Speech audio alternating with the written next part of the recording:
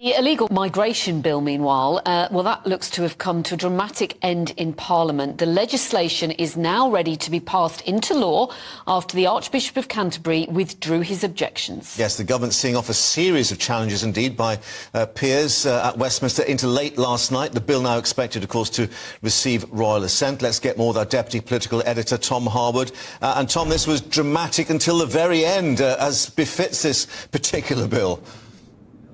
It certainly was. It was getting towards the early hours of the morning when the Lords finally withdrew their opposition to this bill. Of course, we'd seen several rounds of what's known as parliamentary ping-pong, where the bill goes from the Commons to the Lords, the Commons to the Lords. Of course, it has to pass both houses in order to then receive royal assent and become an Act of Parliament.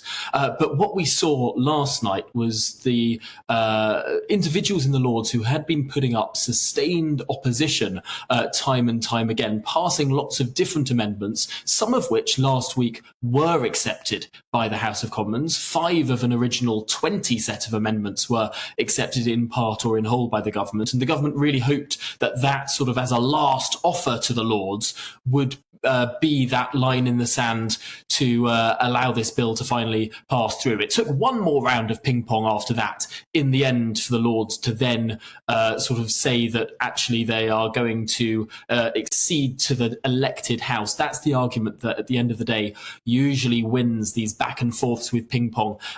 Even though the Lords could have delayed it for longer, ultimately they know that they are the unelected House, that the government is the elected House, and that's very much the argument that Archbishop Welby made last night, that even though he did not believe in the bill, did not want the bill to have come about in the way that it did, would prefer a sort of more consensus-based starting point, were his words. Even despite that, opposition was dropped after several rounds of ping-pong. But, Tom, there are a number of charities and campaign groups absolutely slamming this bill today, saying that it's unworkable and it is cruel.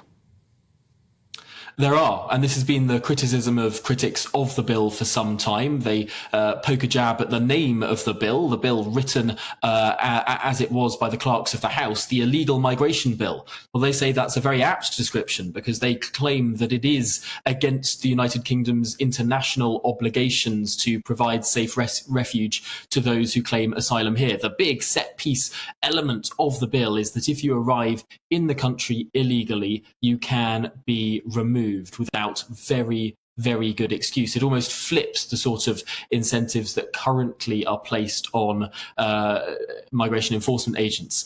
And so this 28-day detention as standard, and additionally the limited right of appeal to decisions to get people who have arrived illegally out of the country. These are two big things that the government believes will act as a huge deterrent for those coming across in small boats, but critics say break international obligations that the United Kingdom signed up to in the wake of the Second World War.